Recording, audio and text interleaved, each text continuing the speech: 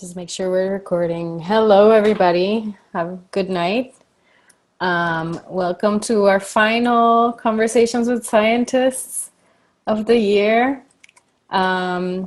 We are very sad that this is our last discussion, but extremely happy and thankful to have three wonderful panelists to talk with you today about work-life balance or work-life integration.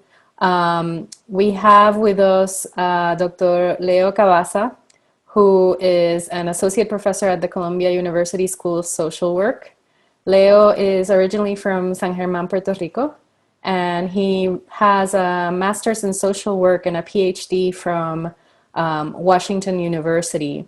Leo does really interesting research that looks at, it blends quantitative and qualitative methods, intervention research, and community engagement related to health disparities among racial and ethnic minorities that have serious mental illness. He has had funding from the NIH and the Institute of Mental Health to look at these questions, and is a New York Academy of Medicine Fellow. So we're very happy to have Leo with us today. We also have Dr. Shine Chang, who is a distinguished teaching professor at the University of Texas and professor at the Department of Epidemiology of the UT MD Anderson Cancer Center. She's also the director of the Cancer Prevention Research Training Program at MD Anderson. And her work focuses on two main areas. One of them is workforce diversity and how factors like mentoring and training, scientific communication, skill development can influence the retention of junior scientists in research careers. And she also studies the cancer prevention in academic medicine and how biobehavioral reasons for obesity can influence cancer risk as well. So Shine has talked about several of these issues on different public discussions, and we are really happy to have her because she brings a lot to these talks.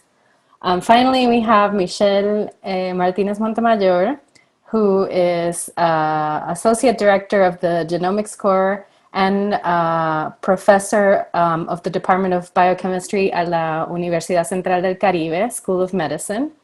Michelle her research focuses on the progression of disease at the molecular level, particularly of the regulation of cancer and inflammation. And she studies also the development of therapeutics using natural products. Michelle has a bachelor's from University of Puerto Rico, Calley, and a master's in animal science from UPR Mayagüez, and a PhD in nutritional genomics from MSU. And she's also participated in discussions about work-life balance in a number of fora. So again, three wonderful mentors that we've lined up for today for you guys. And so they're ready to start the discussion. Monica, do you want to take it away? Yes. Hi, everybody. So the first question that I want to ask each of our panelists is, what does work-life balance means to you? So, the idea of work-life balance is that you can successfully or healthfully combine your professional and your personal life. And I actually like to think about it as more as you can integrate your work and your personal life. But I wanted to ask everybody, what does work-life balance or work-life integration mean to you? And I'll start with Shine. Oh, okay, great. Well, thank you for the invitation. It's really fun to be here with everybody today. With regard to work-life balance, I actually don't like that term because it makes me feel like I'm on a tightrope and I'm constantly having to be very, very careful about where I put my feet, because any misstep and woof, you know, gone, right? So I tend to think of a different analogy of training like an athlete. And I'm not an athlete, you know, like I was not a track star or anything, but I do like to think about training like a track person, you know, somebody who runs and maybe does, you know, the high bar or the long jump. And the reason I like to think about being an athlete is that being an athlete, you have to train, you have to have coaches. It's often helpful to have teammates to really kind of bring you along and really encourage you.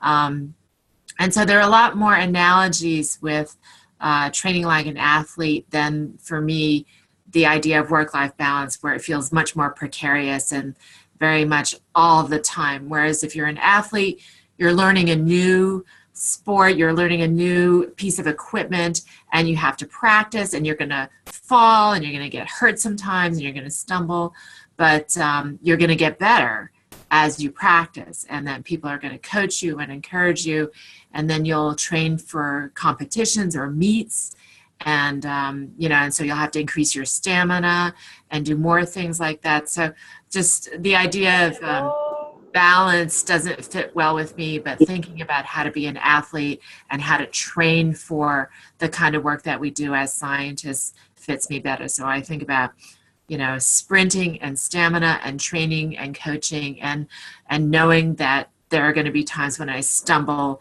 and trip and have to rest and recover. So that's kind of how I think about that. Awesome. Leo. Sure. Hi, everyone. Buenas noches. I guess to me, it's the never-ending challenge. It's a moving target. I do appreciate that aspect of you always have to work for it, you have to prepare for it. But to me, it's always been a never. I'm always trying to reach that balance and never get there, and you have to work on it. To me personally, has been to figure out what my priorities are in my life, in both my life with my family and life with my colleagues and my work, and then figuring out how to integrate those. And it constantly changes. So depending, for example, myself, now I have a teenage son and my daughter is in elementary school in 3rd grade. So it's a little bit easier. The balance that I had maybe 5 years ago is very different than the balance that I can reach now. So it continues to change. To me personally, is to find sort of the things that I value, as I mentioned. So I value, for example, being able to be at home every night to have dinner with my kids and to spend time and be present at that point. So I'm trying to make that a very important aspect of my balance. The other piece is being present in different aspects of my personal life with my wife and with my kids and everyone else. So it's really figuring out what the priorities are. The hardest part personally is traveling, when you travel a lot. And I've been traveling the past couple of years, been traveling 3 or 4 times a month constantly. And that's always a challenge. So how do you be present when you're away always becomes a difficult component, and trying to figure out other spaces to that. And then to spend time figuring out scheduling time, the same way you schedule meetings and you schedule other things and writing time, is to actually schedule time to balance and be present in your personal life, either with family or other things. And then I think the last thing that I've learned over the years is to figure out things outside of work that you value personally. That work is great and we are all very passionate about. We're all scientists, but it should not define everything we do. There's other things that I value highly. So trying to find hobbies, trying to find ways of engaging with my community or volunteering or other things become really important to me. So trying to figure out those components and making sure that fulfills sort of all the needs that I have.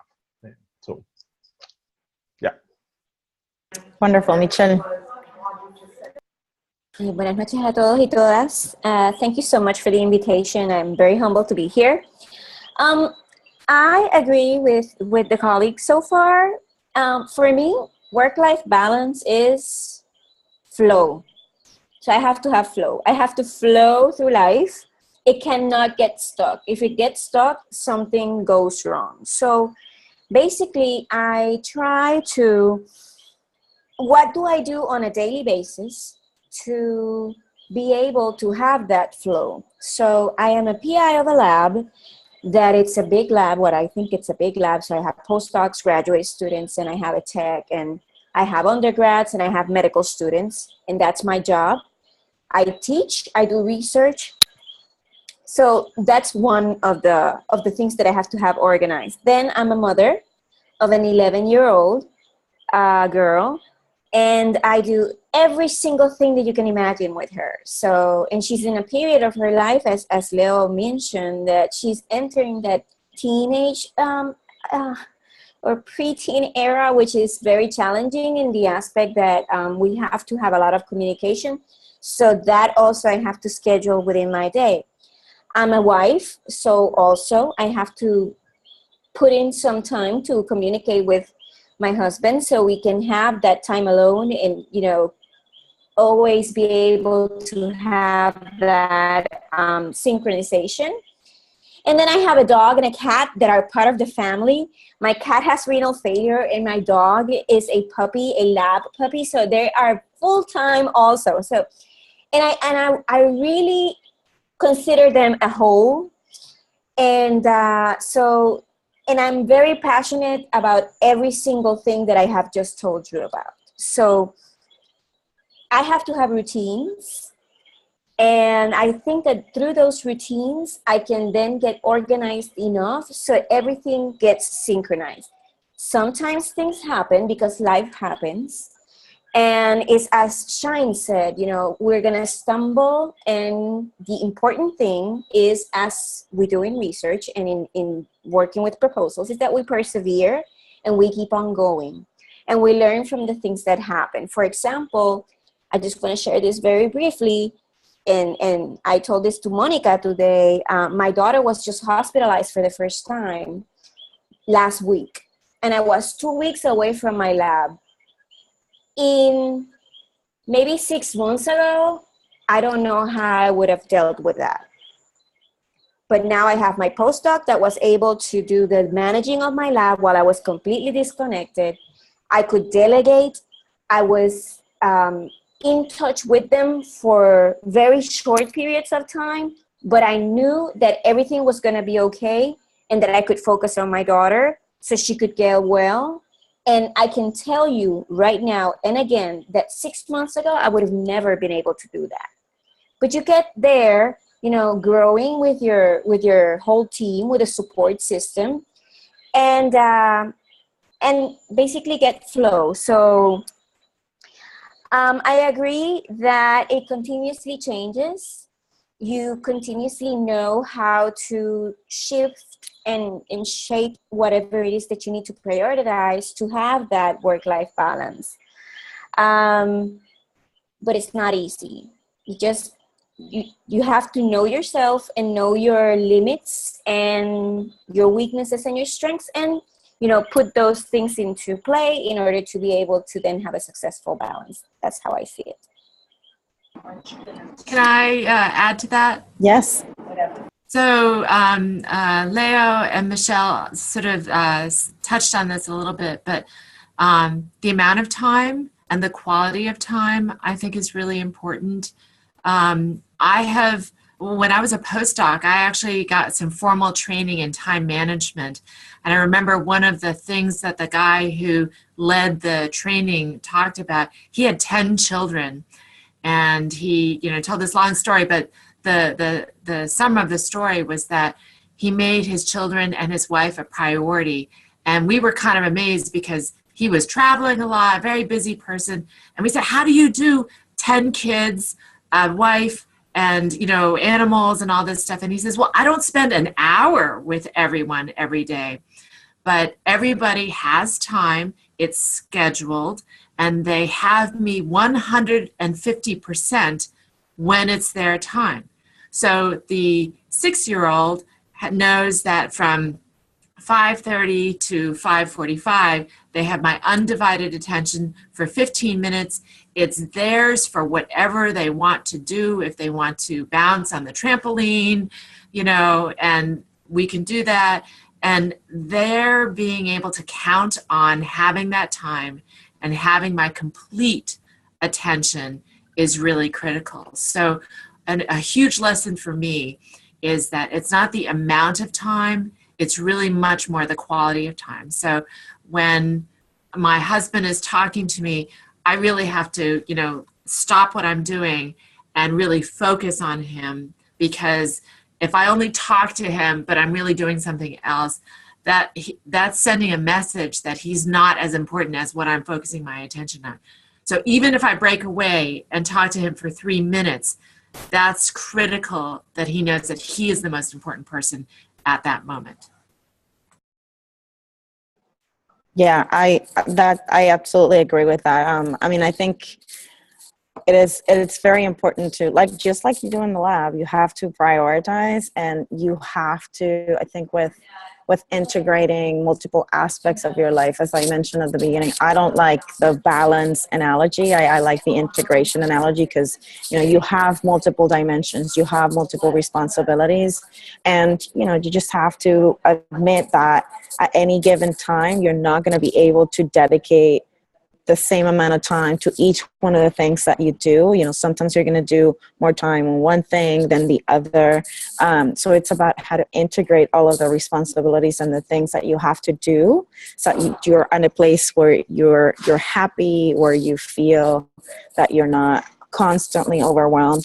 It's inevitable that we're going to be overwhelmed at at certain points, but it's important that you're not constantly feeling overwhelmed. So definitely establishing priorities, establishing what really matters to you, what you're passionate about, what's important, and being present is incredibly important. So my next question is about mental health. So unfortunately, I think depression and anxiety and other mental health issues are things that we don't talk about enough in grad school and as scientists and in general with our trainees. But we know that there's a huge issue. There are huge mental health issues with graduate students. There's a lot of pressure, and I think that self-care and taking care of your mental health is an incredibly important part of work-life balance, of having that healthy integration. So I would like to ask Leo to comment on that, on the issues that grad students face with mental health, and how important it is to address those issues, and maybe share some strategies. And then Michelle and Shine can comment as well. Sure. I think mental health is a very important topic to talk about. Mental wellness, actually, making sure that the self-care and paying attention to all these stresses and the issues that happen in grad school and in academia and in high pressure environments is really important. Actually, just by talking about it, as we're doing today, we are beginning to think about how to address them. And so this is what I do. I work in mental health. And a lot of the work that I do has to do with people with serious mental illness, so not only depression and anxiety, but psychosis and schizophrenia. So in my clinical work, I've seen almost everything you can think of. But I think there's several things to talk about in this issue. First of all is to recognize when you're having some type of problem, like depression or anxiety, and making sure that you understand what those symptoms are, what those situations are for you. So for example, personally myself, I look at my sleeping patterns. If I'm not sleeping well, if I don't have energy, I know there's something going on. So figuring out for yourself personally, what are some of the symptoms that may indicate that you might have depression or anxiety. So sleeping, eating, energy, are critical aspect. The other piece, having support. I mean, we've talked about having your support system. It is really important to have someone you can talk to, either a family member, a friend, a colleague, that you can discuss issues with and present issues, because a lot of people are having these issues, and actually it's more common than what we actually think about. So having someone to talk to. So for example, last week, or when it seems like more than a week ago, but with the elections, we had to teach that day, and we had a lot of students that had major issues with being afraid, with the trauma that this whole process unfolded that day. So having time to actually talk to people, process what was happening. Given in our school, actually, we had an event when everyone can come in and talk about what they were feeling, what they were going through, what are the challenges that are going to come through, and have time to actually grieve and be present at that time was really important. And we still continue to address some of these issues. Every institution, every university has a counseling center that is completely confidential, and you can go and provide and receive services to talk to someone about mental health issues. No matter what they're doing, it will not impact your employment, your education, or anything like that. It's actually a service that it's highly useful. And then they will do an assessment and figure out what type of treatment, if at all, needed. Some people use their religion, and I think if you're a religious person, and it's important for your religion, spirituality, to also rely on that as part of your mental health. But it is something that we rarely don't talk about, and there needs to be more conversations. I highly recommend. The other pieces is your self-care. What are the things that you do to address stress, to feel less stressed out? So, for example, exercise is a great way. Physical activity is a great way to impact all of these issues. So if you have a routine of exercising, either going to the gym, playing basketball, playing tennis, playing whatever, going for a walk, having that routine is really important. I personally, for example, when I'm feeling really stressed out, the best thing that I can do is actually go take a walk. We go hiking. We live in a very beautiful area here in New York, and I can go hiking no matter if it's 100 degrees outside or 10 below. Although as a Puerto Rican, 10 below doesn't work very well for me, but a good walk actually really helps. And then talking to people about this. And if you see a colleague in distress, it's also important to raise issues, address these issues with them, inform them of services. Mental health impacts everyone.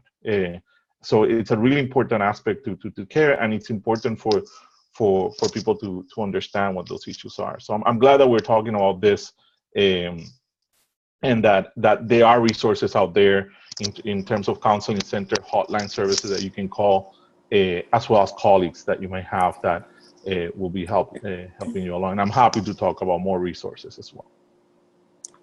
Yeah. I'd like to say that I think, being part of this group, you guys as peers, it's a really good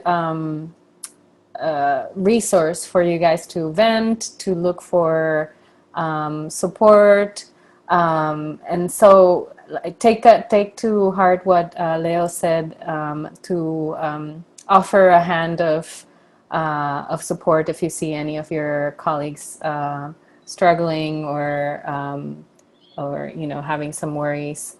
Actually, we have a very active conversation in the chat, and I think it comes really well with what we were just discussing. So even though we know that self-care is important, and we recognize that sometimes we get overly stressed, Yarimar actually has a good question about something that happens to all of us. It's that we feel guilty about not working, even when we know that relaxing or de-stressing might be a good strategy. Yarimar, do you want to give a little bit of more context to your question? Sure. What I was just asking the group was whether they felt the same way as I did and still do, even though I finished 3 months ago. Just getting, when you know that you need to relax and have that and go away and go to the movies, there's always like this dark cloud saying you should be doing work. You should be at home working on your paper and stuff like that. And that in that feeling of that you need to be working all the time, and feeling guilty if you're doing something that relaxes you and things like that. Yeah. So whether that guilty feeling goes away after grad school, how prevalent is it, and what do people do to deal with that? Go ahead, Leo. So I think that's a great question, and I think everyone feels guilty when they're not working and you have to produce 2,000 papers, 3 grants, and run a lab and move forward in your career. That's totally normal. But personally, I think it's okay to feel guilty, but it's also not okay in many ways, because there's life outside, and you do need time to stop and not think and actually enjoy life outside of your work. And sometimes that break actually is more productive, because you may actually then rest and actually be more productive later on. I can recall aspects when I am super stressed out, I stop doing things, I go for a walk, I spend time outside of work, and suddenly when I come back from work, I'm more refreshed and my ideas are better. So taking that time off is really important as part of this process. And there's a guilty feeling there, but you shouldn't. It's actually you should see it as part of your process.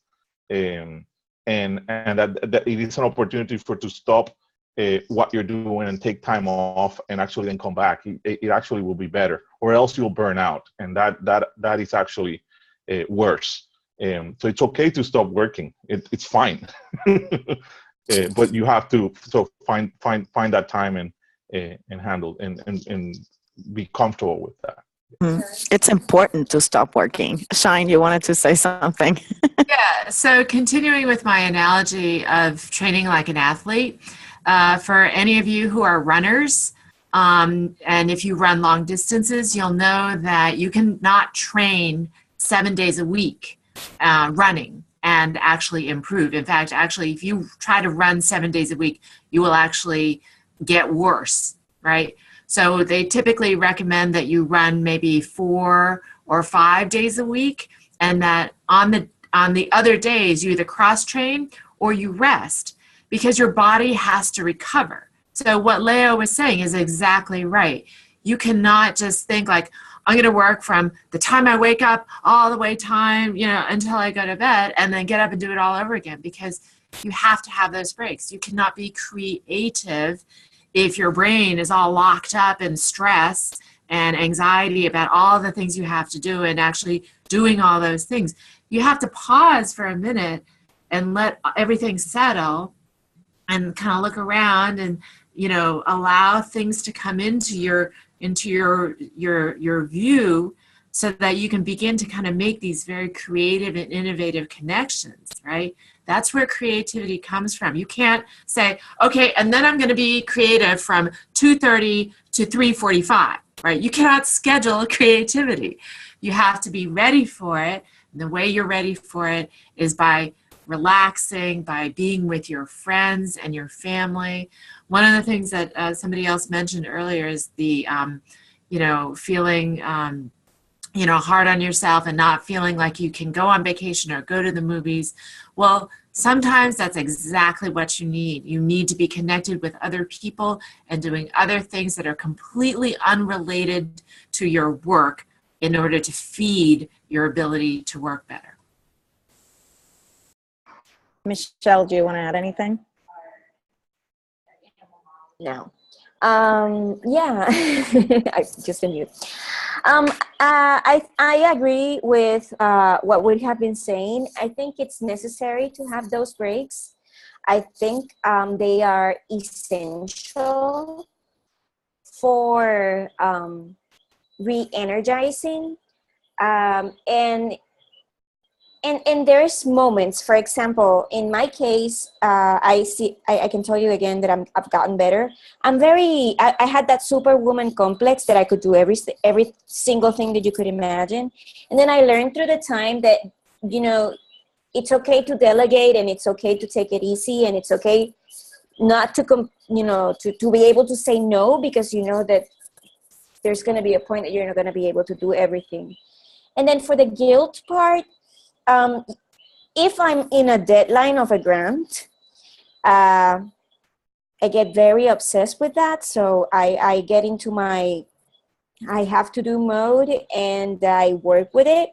But then I make sure that once that grant is submitted, I have my time. That's my reward. Same with papers. We celebrate that they get accepted. I mean, those things are super important. And then you disconnect from being so intense and so into your work and recharge and retake it. It's absolutely necessary. The other thing is that I was going to write it, but I'm going to say it, is that about the mental health issue. If you feel depressed, if you feel anxious, if you feel stressed, do not feel shame about it. Get help. You do need to talk about these things. It's just like if you have pain in your, I don't know, stomach, you go to the doctor. It's the same thing. You get help. Because you need to deal with these things, and it gets better. That's all I can say. It does get better. It doesn't go away, because when you become a postdoc or when you become a PI, you have different responsibilities, but it's important to know how to deal with these things, how to deal with that anxiety, what is causing that anxiety, so you can, go through it. Exercise is fantastic. When I was a graduate student, I used to run outside. I did it in Michigan State. So even in the cold, I like to run outside. I love to feel that cold on my skin. Of course, I don't run anymore. I'm not as young anymore.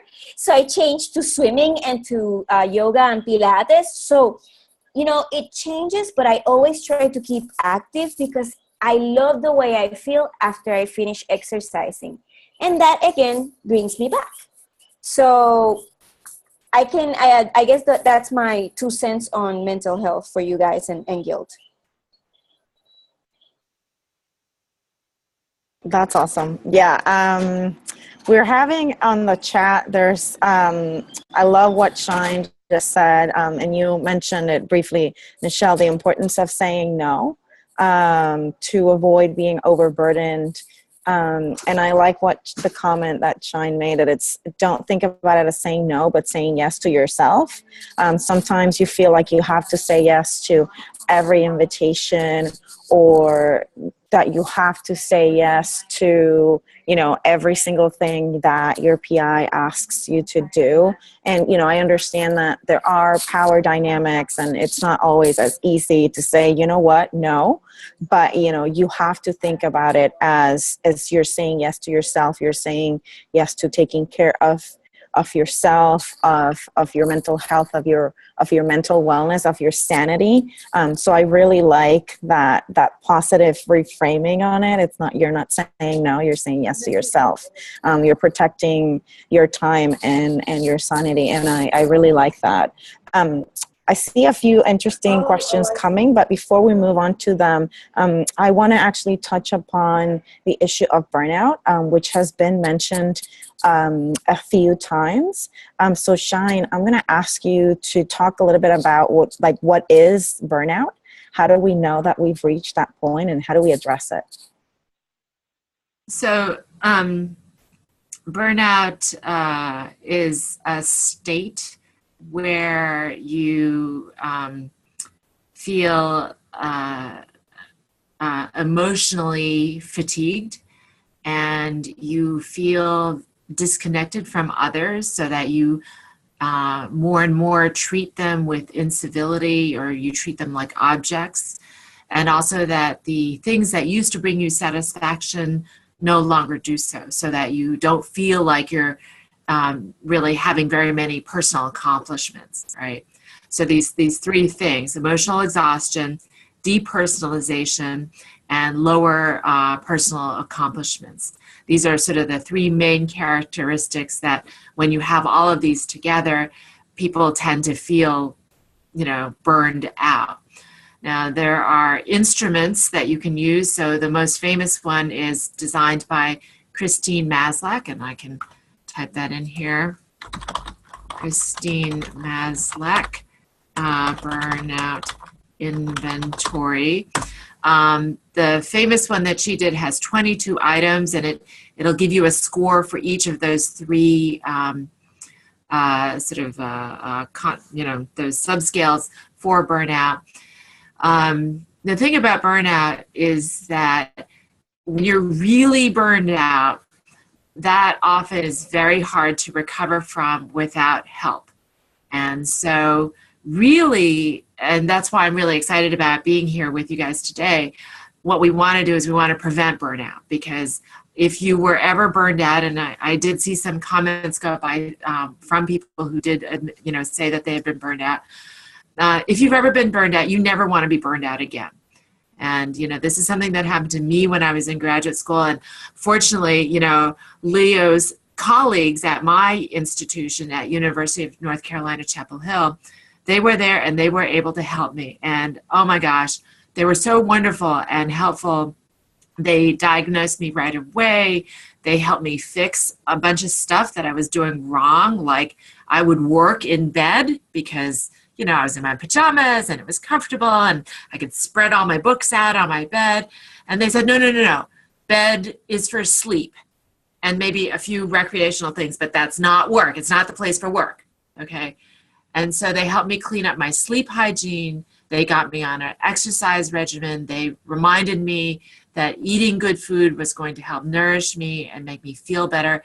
And that as I was working on all the stress, that the feeling better was going to be helped. And, figuring out all the stress was going to be helped if all of the other things were already in place. So, having been burned out, you never want to do that again. As a faculty person now, and I'm a full professor, I'm very, very keen on making sure that I never become burned out again. And I'm always very mindful of when I'm starting to feel overwhelmed. And then when I feel overwhelmed, I talk to my colleagues, I talk to my team, I ask for help, I negotiate harder about the demands that are being asked of me, and I push things off if I can, and I say no to other things when I can. So as I start to realize I'm starting to get emotionally fatigued, or I'm starting to treat people as objects, or if the things that used to bring me joy don't bring me joy anymore, it's a sign that I have to wake up and I got to do something about it and get on it right away, because dealing with burnout is so much harder than dealing with not quite being burned out yet. Shine, I've seen this a lot in graduate school. I went through it myself, particularly around the 4th or the 5th year when you're slogging along and the experiments aren't working and, you feel like you're going to be there forever.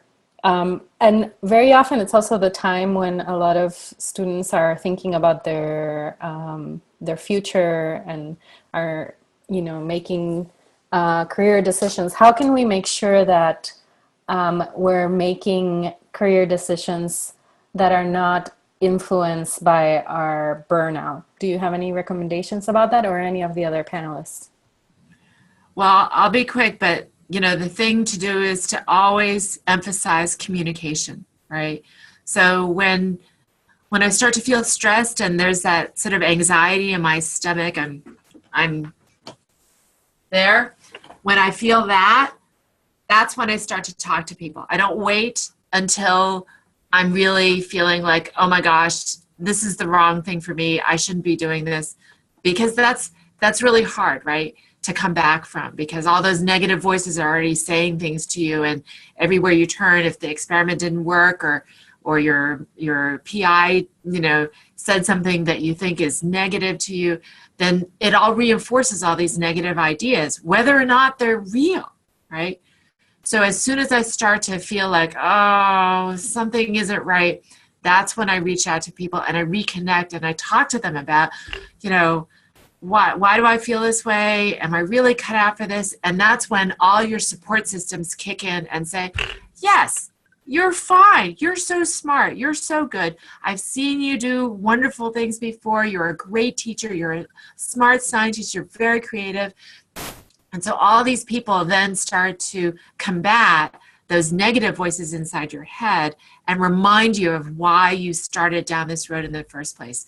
Hopefully somebody will say, yeah, you went into this because you love science. Remember when And then they tell you stories about yourself, about how curious you are, and how this is just part of the process, you know, that it's not always going to be roses and easy, that there will be times when it is hard, but that's okay. You know, we get through this by reaching out to our friends, by working with our colleagues, talking to our mentors and saying, hey, I need a little boost. Help me. I'm feeling like I'm not going anywhere, that this will never end, that I won't feel success.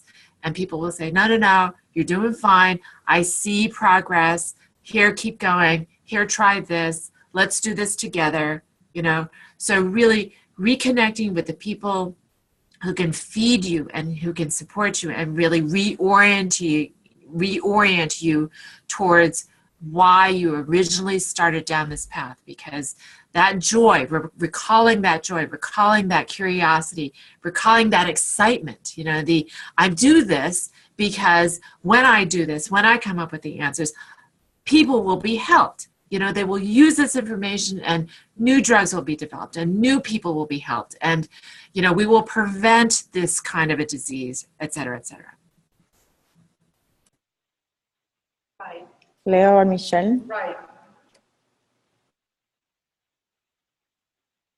So I think the support system is really important, and having people to talk to about when you're feeling burnout, and identifying, like you mentioned, identifying what makes it burnout. For example, for me, I get irritable about my work. I get mad about my work.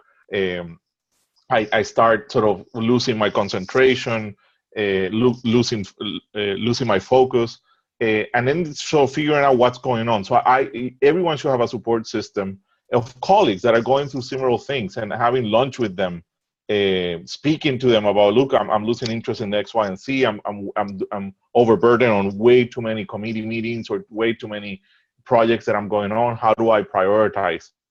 It becomes really important. And saying no, it's really, I've learned that the hard way, but it's really important to make sure that you know that you're not.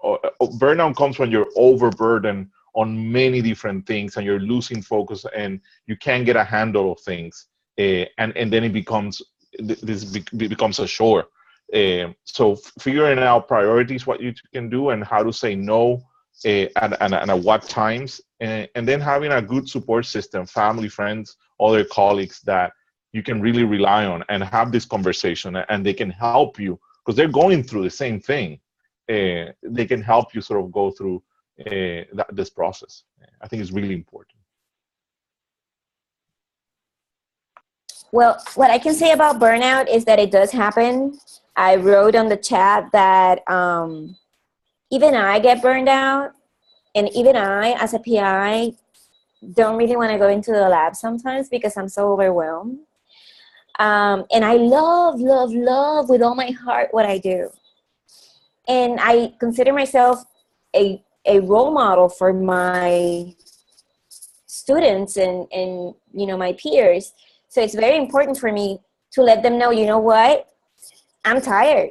You know, I'm really out of it. I can't even think straight. So what I usually do when that happens is that I take my time. I usually go to the beach. I know that you guys are not close to the beach. I'm sorry. But here we do. So I do disconnect myself doing that. But it's something that definitely, again, I take my time for myself. And of course, if I'm with my daughter, with my dog or whatever, it's our time.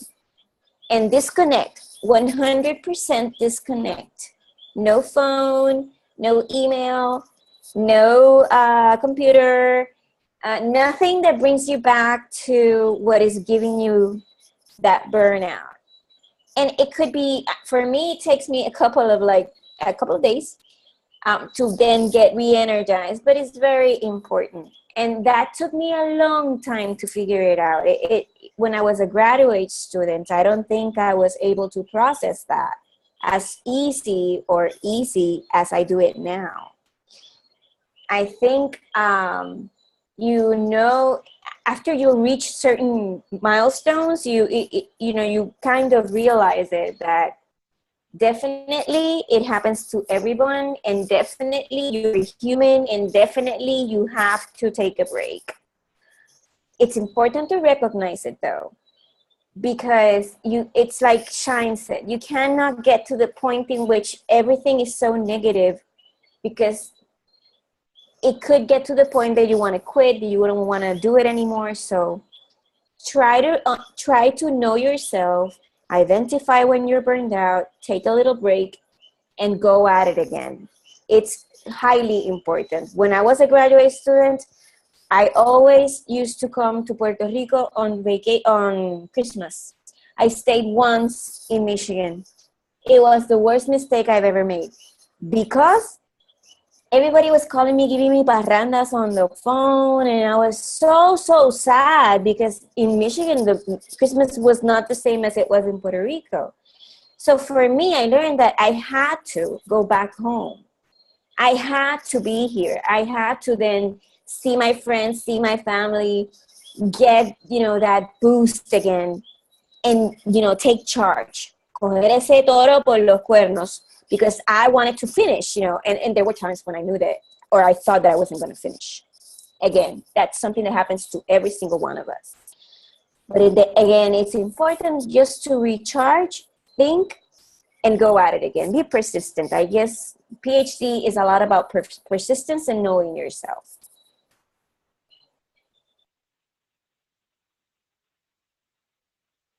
Yes, absolutely. I cannot agree more. All right, so we have about 40 minutes left, and I could continue asking questions. I feel like I need this conversation probably as much as many as you do. And so I want to ask you, if you guys to ask questions, you can raise your hand. You can use the chat. So are there any questions, comments you want to share, any stories?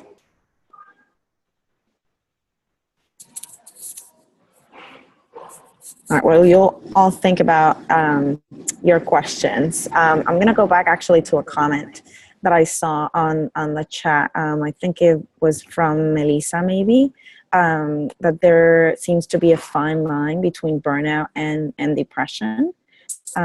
So I wanted to ask you to comment on that. Like what is the difference? Like, how do you know that you're depressed versus being burnt out? Is there overlap, and how do you deal with that?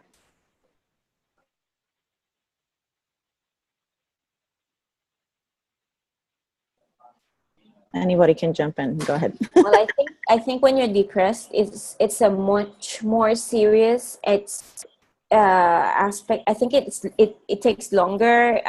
You don't get out of it as easy. Burnout, at least that in my perspective, in my case, that I can recognize it.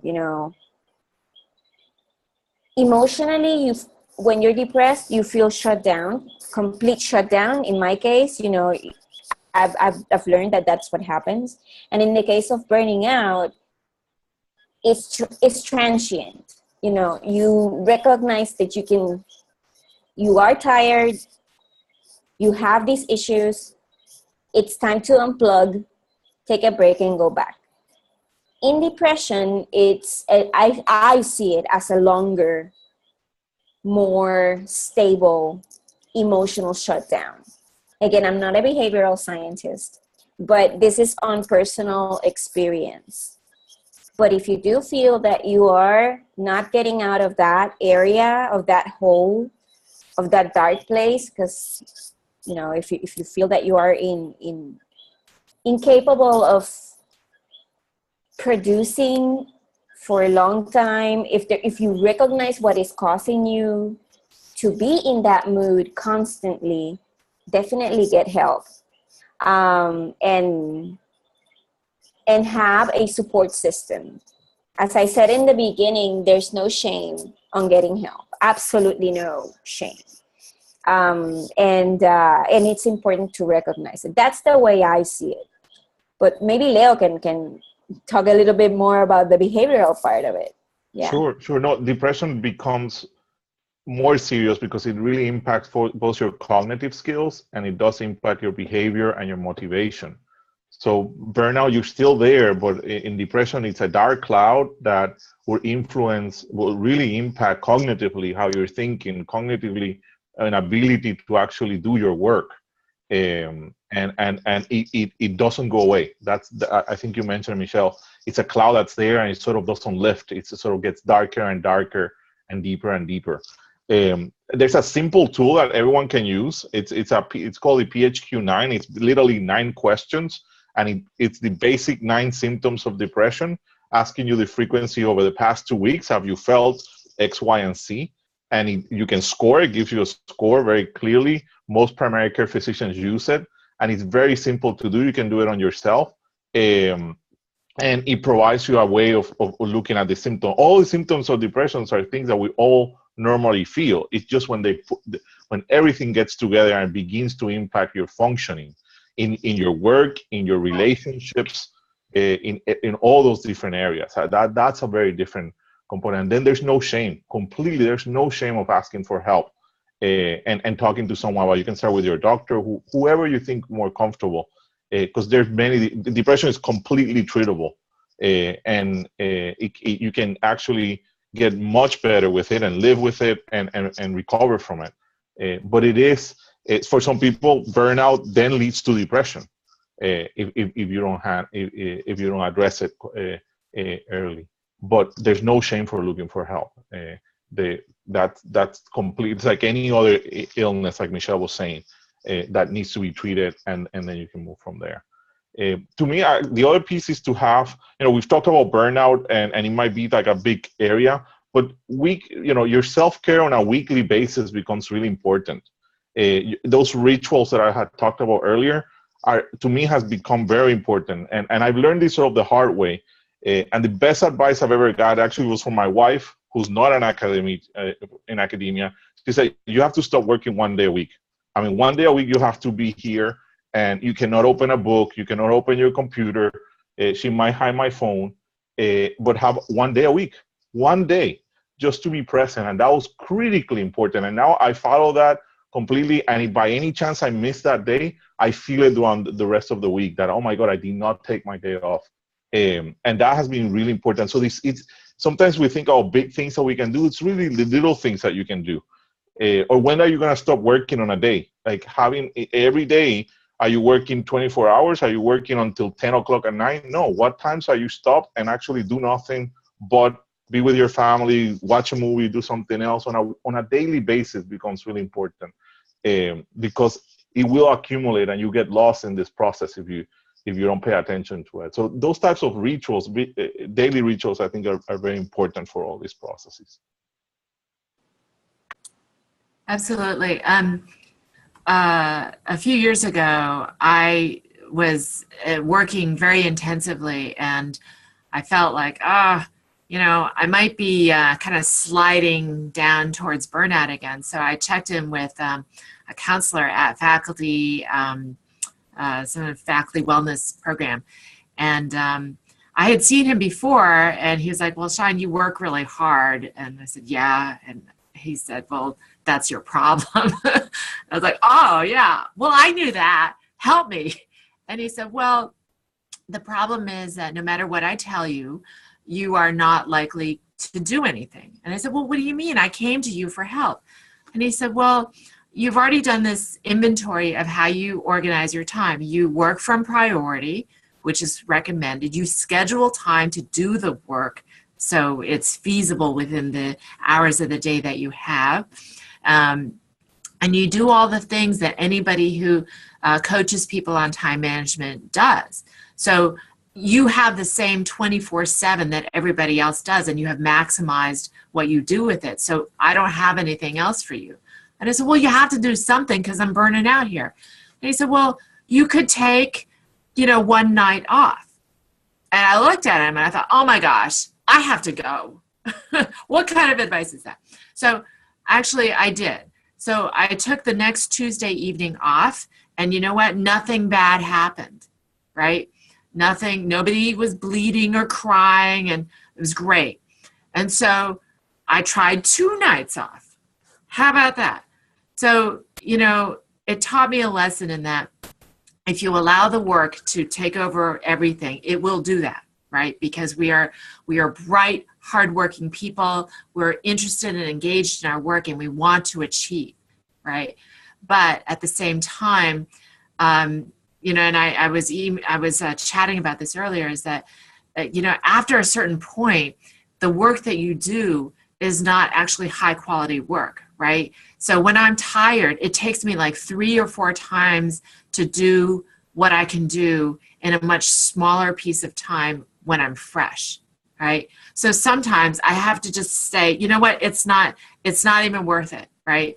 I should just go home, have a nice dinner with my husband, pet the dogs, and then go to sleep and come back and do it tomorrow morning. And you know, when I do that, often it gets done so much faster, and I just feel so much better because I took a chance, you know, took some time for myself.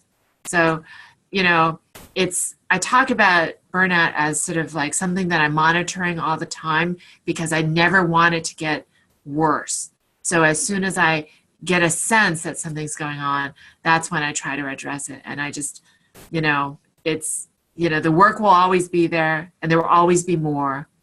And so but there won't always be more of me. So I have to make sure that I take time to do that, you know. And if you have a dog or a pet, then my favorite line is, be the person your dog thinks you are, right? So just, you know, my dogs are really present and they're lovable. And so I just really focus on that. I love that. Yeah, pets always have the best impression of us. I think Gabriel actually brought up a good point about what to do in situations when others expect a lot of us. Gabriel, do you want to ask that question? Sure. So I have a friend here, another fellow graduate student. She, from let's say, first time that I sort of met her, I saw her, the way that she was working in lab. I told her, like, this was probably like 2 years ago. I said, at the pace that you're going, you're gonna burn out. And she said, you know, I'm used to, you know, working hard and all of that.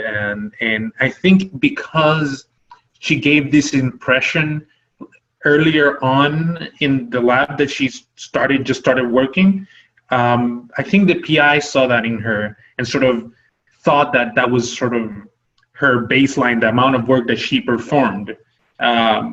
So now, 2 years later, she's been, you know, trying to keep up that pace, and she's been finding out herself that she's just tired, and she just gets irritated all the time, and she gets very mad when things doesn't work because it means more work for her. And, you know, I keep telling her, you need to talk to your PI, but sometimes the PI doesn't quite understand. Like, she's the type of PI that she's there like 6 a.m. She leaves at 5 p.m. Like every day. She goes to, even on the weekends. So she expects that from everybody else in the lab to a certain point.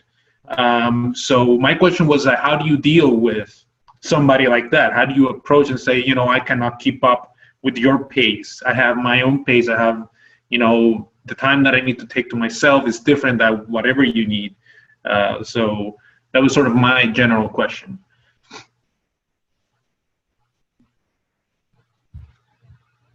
Michelle, I think you were discussing a little bit about that in the chat. Do you want to talk a little bit about what you were saying?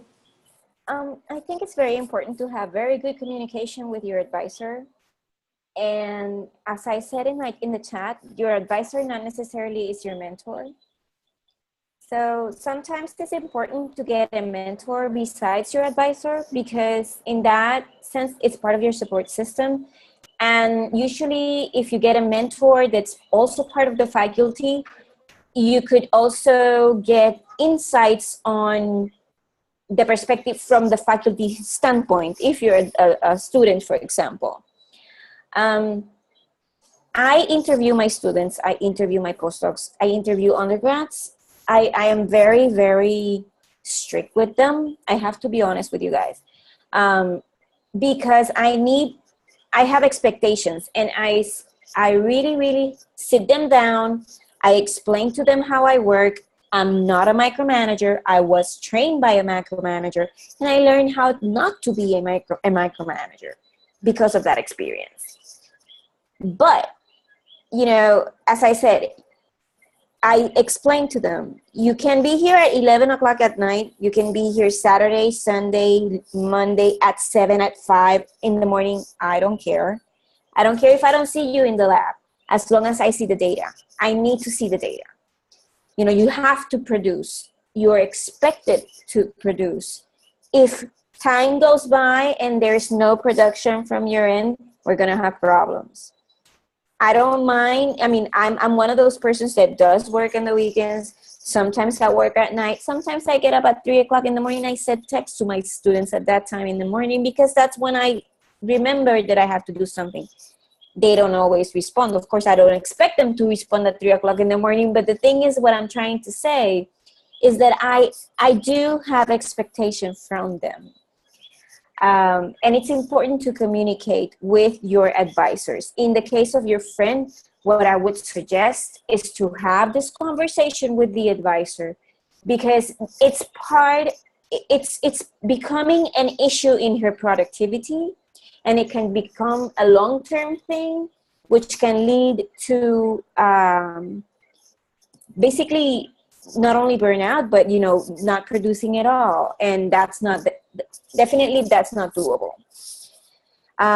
Sometimes we feel a bit intimidated by our advisors or our mentors, because they're faculty and we're postdocs, or we're students and they're, you know, they are, and, you know, a faculty member, and we don't want to cross that line. But it is important to have those conversations. And if you could have that mentor that it's also a faculty member, or somebody in your support system that knows the faculty environment, it would be a good idea to have that conversation to see how you could approach it with your advisor, because good communication is key. This is a relationship, and it's going to last as long as it lasts. 3 years, 5 years, 6 years, it's going to last. And it needs to be good communication, because if it breaks from any end, things are not going to go well. So that would be my advice, definitely. So Michelle, I have a question for you.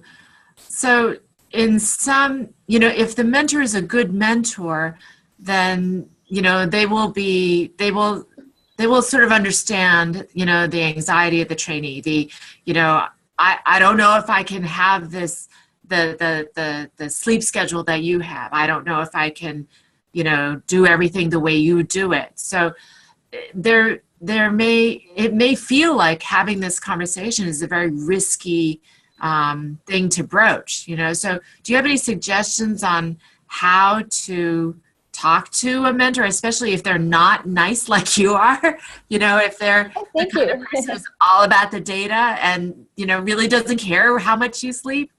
Well, yeah, I had that type of mentor, or that type of advisor. And that's where I come with the idea that not all advisors are mentors. I was trained by one. So what I did in my case was that one of my committee members became my mentor.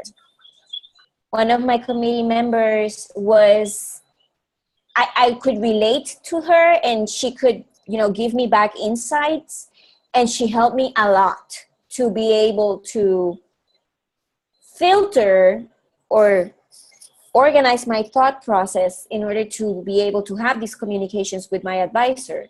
Because at the end of the day, the one who was going to sign my thesis was going to be my committee members, but my advisor had to sign it too. You know what I'm saying? So if she wasn't on board, I wasn't going to get out of there. So definitely what I did was to one of my committee members, which was part of the faculty, of course, helped me through that process. And until this day, she writes me letters of recommendation. We have a really good relationship. So it's something that I really, really recommend that you have.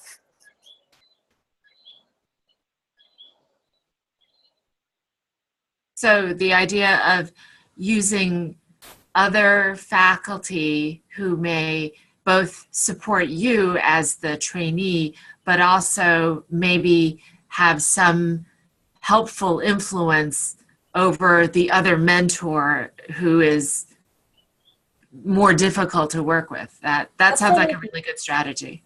Absolutely. There's also graduate student coordinators. I don't know if they're in all graduate schools, but they also serve as an intermediary or mediator, should I say, because they are also a faculty member, and that's their role. They have to counsel you as a graduate student. And excuse me, they can also help you to get ideas to be able to process those conversations. Because I absolutely agree with you, Shine. It's very, as I said, it could be very intimidating because they're faculty members, and having that conversation can be really, really hard. But it's important to have good communication. Otherwise, it's going to get to the point that you're not going to be able to produce. I mean, it happened to me, and I had to do something about it. Otherwise, either I started again with another mentor, which was a big no-no because I was in my third year and, with publications already. So that was a no-brainer. I had to work it out. And it's important to recognize also that sometimes you're like there and say, oh my God, my life is going to end. I have to quit. No, take a step back, look for your support system, and be realistic about it. There's a reason why you're in this journey and why you're doing this work. And it's a very hard road, the PhD process. It's not easy. If it was easy, everybody would have PhDs. Think about it that way. One of the things, sort of launching from what you just said and looking at some of the comments in the chat, I wanted to talk a little bit about training manipulation by mentors. And one thing that I have counseled my own trainees on this issue about is to network, and to network very publicly with people, not just at your same level, so other graduate students and other trainees, but also to network vertically, above and below, right? And because when you are known to your department chair, when you are known to other faculty, then you have more people watching out for you and trying to make sure that you're being taken care of properly and not being abused. People who become isolated are more easily manipulated.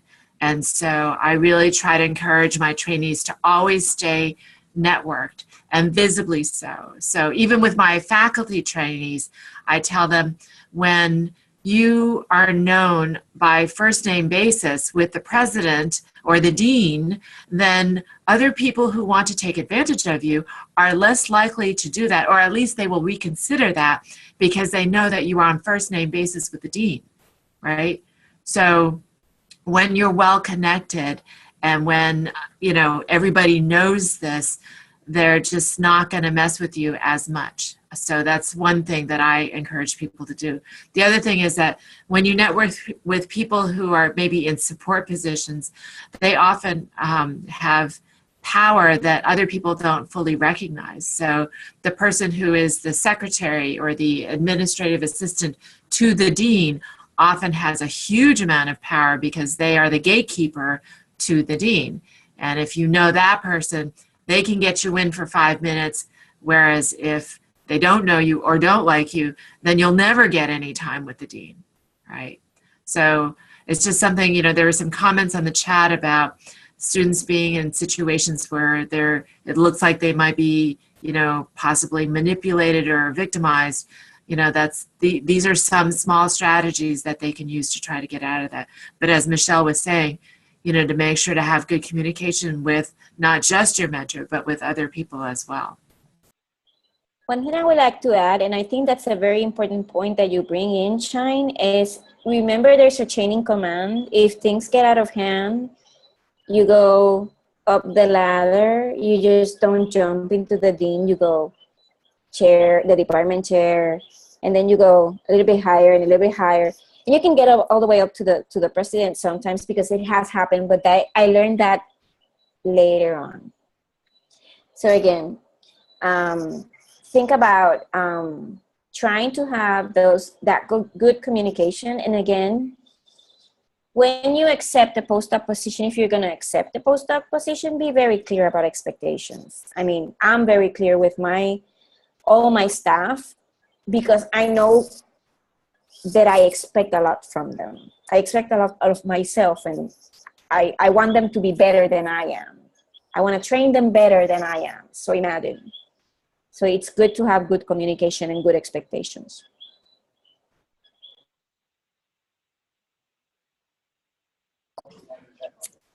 Thank you for all of that. I think, I want to move on to talk about some strategies and resources and tools that students can use to make sure that they have a healthy work-life balance, that they are mentally well, that they avoid burnout, to deal with a lot of the issues that we've been talking about. But before I do that, I wanted to kind of wrap up this conversation we've been having about, it's impossible to ignore the power dynamics that occur in when you're a grad student, when you're a trainee. I think it's important to know, I think it's important to talk about the expectations. I think it is very important to know what mechanisms you have in your department, but sometimes that's not necessarily, even when those mechanisms are in place, sometimes the student is still at a disadvantage. So, I'm not gonna suggest that people say screw it, I'm more important, and so I'm gonna drop out, or I'm gonna leave this lab. That's sometimes it's not an option. But at the same time, you have to, a PhD, a set of experiments, a discovery is not more important than you are. It's not more important than your mental health and your sanity, than your stability. And so, you have to exhaust all the mechanisms possible, but you also have to know what's really important to you. When I was a grad student, I knew that the volunteering that I was doing with Ciencia Puerto Rico, the outreach that I was doing, that was my lifeline. That was something that was incredibly important to me. And when I joined my lab, I told my PI, listen, I do this, I'm involved in this, and I am not going to drop this, because it is very important to me. It's important to it's important to my sanity. And there were times during my PhD that he suggested, well, maybe you should drop this. And, for me, that was a deal breaker. If he had tried to really force me to leave that, I think I would have considered maybe leaving his lab. So I think you also need to know what's your breaking point. It's not worth, having to go to the emergency room because you're in a mental break. It's no experiment, no paper is worth that. So I think it's really, really important that you seek help, that you use the mechanisms available, and that you rely on your support system. So with that, I wanted to ask Shine, Michelle, and Leo to share some strategies to maintain that that healthy life balance, or life integration, or whatever we want to call it, to make sure that we're mentally well, that we stay sane. I think we've been discussing, exercising, for example, organizing. And so to combine those two, I actually put my workouts on my calendar. Unfortunately, if something is not on my calendar, it's not happening. It doesn't exist. That's just my reality. I need to put things on my calendar. And so I made a commitment to myself that I want to work out, 3 times a week. So I put my workouts on my calendar, and that helps me stay true to that commitment. It helps me, remember you have to leave work by this time because you are going to the gym today. So what other strategies, what other resources students can use? So if I can start, that'll be great. I think scheduling is really important. Finding your routines also becomes very important. So, for example, I am a morning person, so I do most of my work and my writing in the mornings, and that's sacred to me. And then scheduling meetings afterwards to help me sort of figure out. So knowing when are you more productive, when do you have time, when are you really going to make quality work during the day, and when are you can spend time doing the more administrative things and more family things always becomes important. One thing that I've learned the hard way, actually I learned it from another colleague, was finding a time in the week where you can focus on really important aspects of your work, and sometimes that means not working at the office, working somewhere else, off-site or at home. So I personally, on Fridays are my sacred time to work at home. I don't have to commute. I can focus. I'm out of the lab. I don't have 200 students calling me or doing something. And I protect that as the most important component of my week. And I do a lot of work that way. For the balance, as I mentioned before, finding one day a week where I don't work and try to be as disconnected as possible. And also on a daily basis, I personally I don't work at night. After 9 o'clock, my brain shuts down. So I am not past that time. I know I'm not going to be productive. I know I'm not going to be useful for anyone. So I shut down, and then I start early in the morning at 5 in the morning and have that time. And that's sort of my routine. And I've sort of learned that works for me. And then hobbies. That's been really important. Hobbies that I can do with my family and my friends, because that keeping those social relationships have become really important. That's why we're here. I mean, we work, but we also have family. So figuring out things to do. And as kids get older, or your relationship evolves, you find different things to do. So, for example, for my teenage son, when he turned 13, we got paddle boards, and we started paddle boarding every weekend. That was sort of our routine, or canoeing every weekend. And those are the type of things that we do with my little one. She plays tennis now, so now we play tennis. So all of those things and rituals, I think, have become very important to have that. And then the last thing I would say, there's always someone in your career that you want to emulate, a mentor that you see that have done it well, and continue to build that relationship with them. I have a great mentor, actually. He's from Puerto Rico, and he's someone that I still rely on for advice, for career and life advice.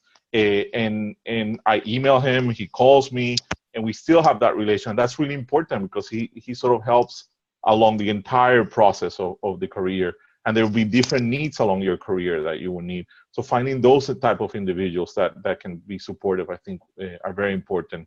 And the last thing is vacations to actually stop working.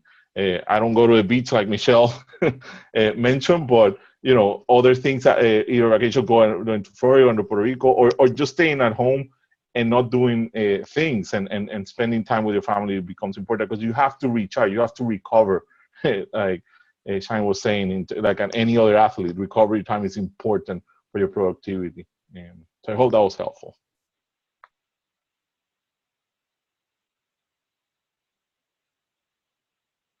I guess do you want to go, Michelle? Yeah, if I can. Go ahead. Okay, thank you. So in my case, again, I am with like Monica. I do like my calendar. I have it synchronized with my phone, with my computer at work, with my computer at home, with every single thing. I have reminders for every single thing that I do. And I rely on it for everything, from deadlines to meetings to things to do with my daughter, things to do with my husband.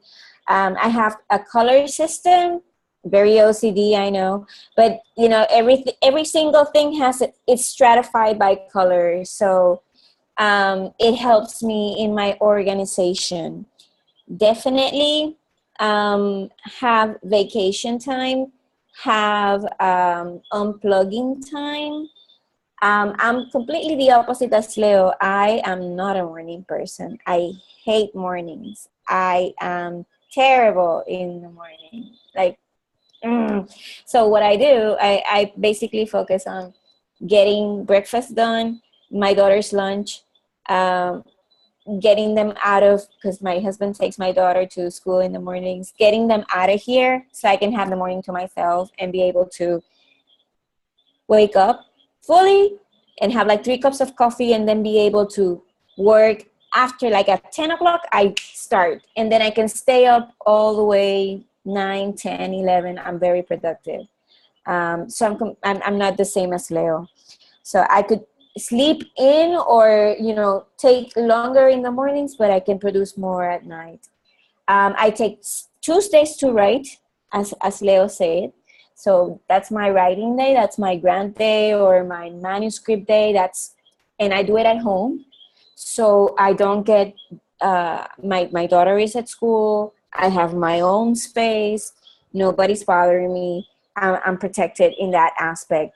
I have individual meetings with my students on Mondays, and that means that I give an hour to each student and postdoc every Monday. So from 9 to 3 o'clock in the afternoon, I have individual meetings. And then on Thursdays, I have lab meetings from 1 to 3:30.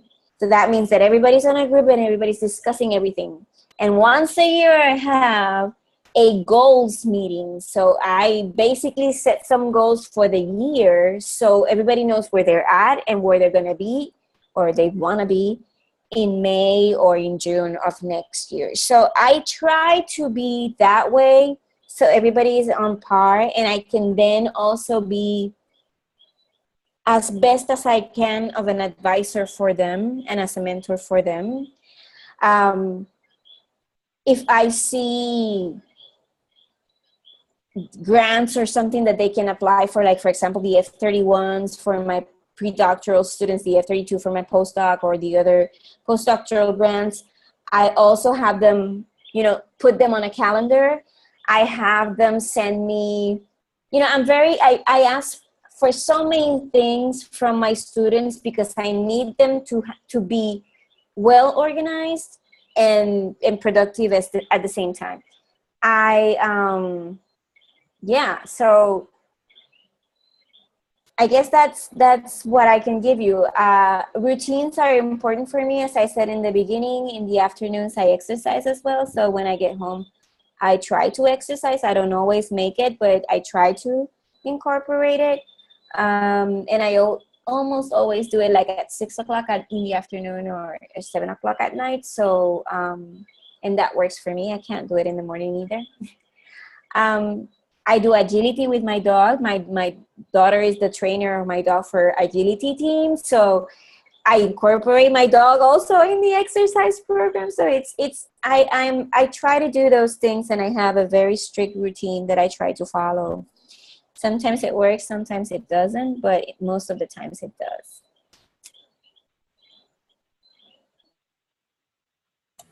So I also use my calendar all the time, but because I have so many meetings during the week, I try to do as little as possible at nights and on weekends. I really love not to have any kind of obligations at all, because then whatever happens is great, and if nothing happens, that's cool too. I have a rule that I never do any not fun work at night or on weekends. So because, I actually went into research because I actually love research, but there are things about the job as a professor that I have to do that are not always the most fun. But I leave that at the office. I refuse to do any of that at home.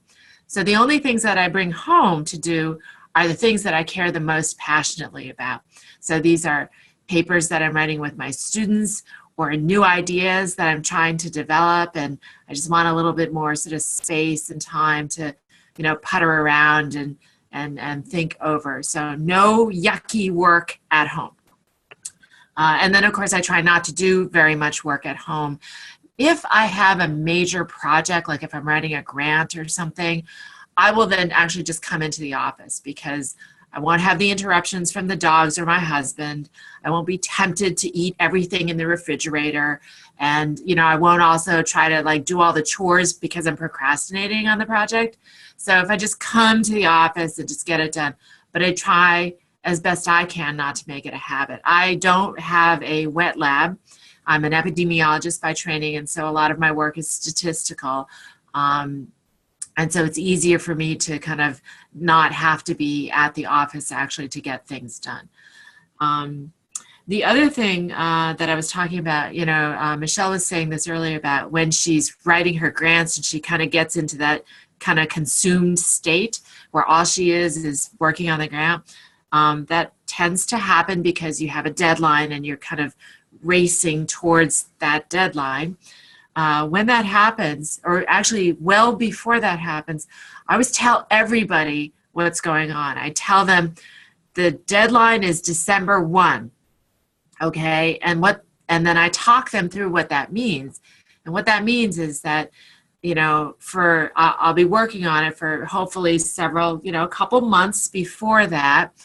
And that as we get closer to that deadline, I'm going to be more and more focused on that deadline. And it doesn't mean that I'm going to miss important things. If there's a wedding, a birthday, if I don't have children, but if I had children and they had a performance, I would make sure to schedule that in so I could be there for that, right? So just because I have the deadline doesn't mean I'm going to skip out on all the important things. I still will do that, but it has to be scheduled. It also doesn't mean that I am not available for emergencies. I am, but they have to tell me that it's an emergency, because if they don't tell me, I may not treat it as an emergency because I may not recognize it as that because I'm so focused on the deadline. So I make sure everybody knows what the deadline is and how things are going as I get close to the deadline. Once I've hit the deadline, one of the things I do is I always schedule time off after the deadline. I schedule time off after I come back from a long trip, because invariably there's a lot of work piled up or things piled up, and I have to, attend to those. And I don't, I'm going to need time to do that. You can't just, schedule me full of meetings again because I won't have time to catch up on everything else. So I schedule time off after a big project because, often I haven't had time with my husband or my dogs or whatever. And so I schedule time off to spend with them. And they know that. Okay. So it's not just blocking time off to actually do more work, but it's scheduling time to be with them because I didn't have time. I missed things.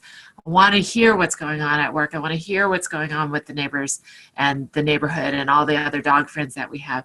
So I schedule time for that as well. So when I schedule the deadline, I schedule the time off as well. One of the things, maybe 8 or so years ago, when you're a senior person, as I am, you tend to accrue vacation at a higher rate than at the earlier time in your career. And so I was accruing so much vacation time that I actually lost 40 hours to an extended illness bank. And so my boss said to me, well, maybe you need to have an extended illness. And I was like, what, like cancer? And he said, no. Of course, it was a big joke. But what I did from then on was every September when our fiscal year started, I went into my calendar, and I still do this today. I block out all sorts of days throughout the year to make sure that I don't waste any vacation time, right? I'm never going to lose any more vacation time. And even if I decide not to take that day that I had planned to take off, it's like a free day because everybody's avoid scheduling meetings on that day because it says hold for time off. So nobody's scheduling meetings. And if I don't take that day off, I get a free day with no meetings, which is great, right? And if I take the day off, great, I get a day off, right? So don't lose vacation days, spend them for your vacation. The other thing that I do is I make sure every week to have lunch with another friend and not to talk about work. Every single week. I always do that. That keeps me sane. The reason I did that was because I have a friend at my institution, and I asked her if she wanted to have lunch, and I asked her to have lunch like in 3 months. And she thought that was insane. She's like, don't you eat lunch every day? And I said, well, yes, but I don't have time to eat with you until 3 months. And she's like, well, we might as well schedule it for 3 years from now because that's insane. So we scheduled lunch that week. So it can be done actually if you allow it. So Awesome. Well, we are already past, well, it's 5:30 for me, whatever that time that is for everybody else. So we're out of time. Thank you so much, Shine, Leo, and Michelle, for your advice, for sharing your stories. Thank you, everybody else, for your comments, for being so forthright and forthcoming in your comments and in what you've shared in the chat. I think this has been, it's this community and what we've seen in the chat and what we've heard, it's a great example of how communities of support can help deal with burnout, can help keep things balanced. I know that for me, this community is incredibly important. And you all motivate me when I'm feeling down. And I've certainly been feeling down the last week or so.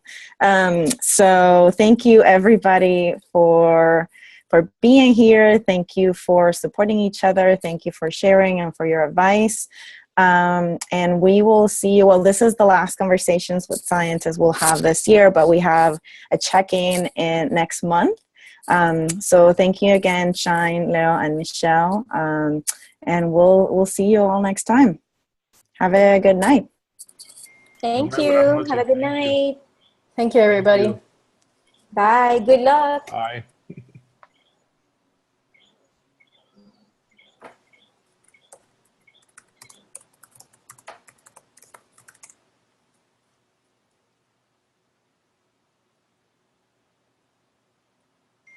mm-hmm.